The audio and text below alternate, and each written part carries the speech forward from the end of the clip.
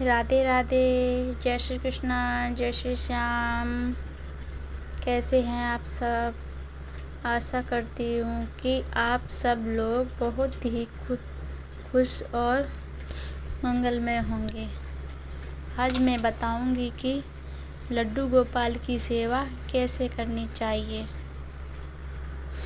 लड्डू गोपाल की पूजा हर घर में बहुत ही भक्ति और भाव के साथ होती है। लेकिन क्या आप जानते हैं लड्डू गोपाल को घर में कैसे लाना चाहिए और कैसे उनकी स्थापना करनी चाहिए? उन्हें क्या भोग लगाना चाहिए और उन्हें कैसे सुलाना चाहिए? आरती कैसे करनी चाहिए? चलिए जानते हैं आज लड्डू गोपाल जी के बारे में।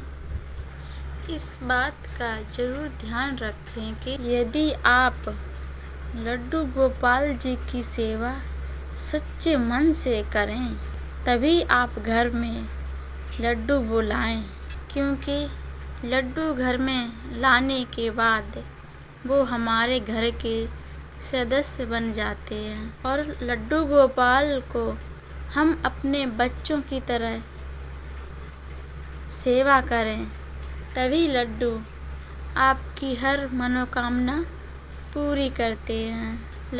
लड्डू गोपाल की स्थापना कैसे करें? आजकल लड्डू गोपाल बाजार में हर जगह मिल जाते हैं, लेकिन माना जाता है कि लड्डू गोपाल कोई हमें उपहार में दे तो ज़्यादा शुभ होता है। लड्डू गोपाल की प्रक्रिया और प्रतिष्ठा 4 दिन तक चलती है।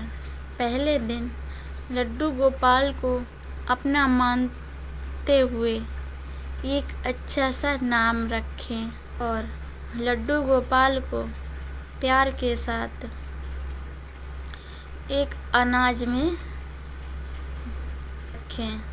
अनाज में गेहूँ, चावल इत्यादि कुछ भी ले सकते हैं और उस बर्तन में लड्डू गोपाल को अनाज से पूरा ढक दें और उनकी आँखों पर एक पट्टी भी बांध दें और दूसरे दिन नित्य कर्म करने के बाद स्नान करके अपने लड्डू गोपाल को बाहर निकालें कि उनकी पट्टी खोलें और प्यार से लड्डू गोपाल को निहार कर उनको एक बर्तन में रख कर बर्तन में सभी तरह के फल रखें। फिर तीसरे दिन नहा धोकर ब्रह्म मुहूर्त में लड्डू को फलों के बर्तन से निकालकर सब्जी के बीच में रखा जाता है और इसी तरह चौथे दिन लड्डू को फूलों में रखा जाता है। अगर आप जन्माष्टमी पर लड्डू गोपाल को स्थापित करना चाहते हैं तो आप ये चारों प्रक्रिया 1-1 घंटे में कर सकते हैं। तो आप 4 दिन की प्रक्रिया पूरी होने के बाद 5वें दिन आप नहा धोकर लड्डू गोपाल फूलों के बर्तन से निकालकर फिर नहा धोकर उन्हें एक खाली परात में ठार कर फिर उन्हें कच्चे दूध से नहलाएं और ध्यान रहे लड्डू गोपाल को घर के सदस्य मानकर पूरी भावना के साथ नहलाएं। पहले दही, चीनी और फिर शहद और फिर आखिरी में थोड़ा सा घी लगाकर प्यार से मसल कर नहलाएं। फिर उन्हें गंगा जल से नहलाएं। जल मौसम के अनुसार गर्मियों में ठंडा और सर्दियों में थोड़ा गुनगुना होना चाहिए। अपने मौसम के अनुसार जल होना चाहिए।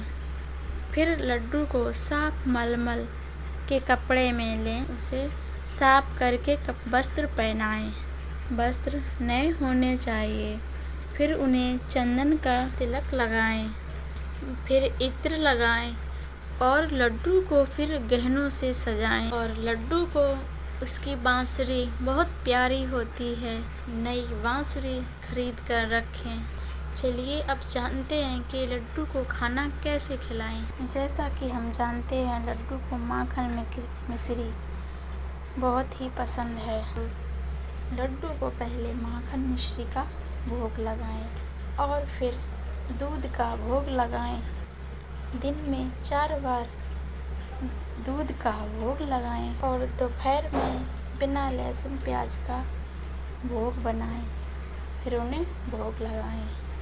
भोजन सबसे पहले लड्डू को खिलाएं। भोग लगाकर फिर वो प्रसाद सब में मिलाएं, फिर वो भोग सबको खिलाएं। अब लड्डू गोपाल की पूजा कैसे करें ये भी जानते हैं। लड्डू गोपाल की पूजा के समय हम जो भी पूजा करें सच्चे मन से और दिल से करें। पहले लड्डू को चंदन का तिलक लगाएं, फिर धूप जलाकर पूजा करें। लड्डू को फूल अर्पित करें और फिर आरती करें। लड्डू की आरती दोनों समय करनी चाहिए, सुबह और शाम को, और रात को लड्डू को दुलार करके सुलाएं। और जैसे कि सबको पता है कि लड्डू को राधा नाम बहुत ही प्रिय है। लड्डू को सुनाते हुए उठाएं और समय समय पर राधा नाम सुनाएं। समय पर राधे राधे जरूर बोलते रहें। लड्डू गोपाल को कैसे सुलाएं। लड्डू गोपाल को दोपहर में भी बिना लहसुन प्याज का भोग लगाएं और शाम को दूध का भोग लगाएं और रात को भी दूध का भोग लगाकर को भी लड्डू गोपाल को लाड से दुलार से थपकी देकर सुलाएं और अगले दिन फिर वैसे ही पूजा किया करें। राधे राधे कृष्ण भक्तों, आज के लिए इतना ही और कल बताएंगे कि लड्डू गोपाल के लिए तरह तरह के वस्त्र कैसे बनाएं। वीडियो अच्छी लगी तो लाइक और सब्सक्राइब ज़रूर करें। प्लीज़ वीडियो को लाइक और प्यार और दें। धन्यवाद। शुभ रात्रि।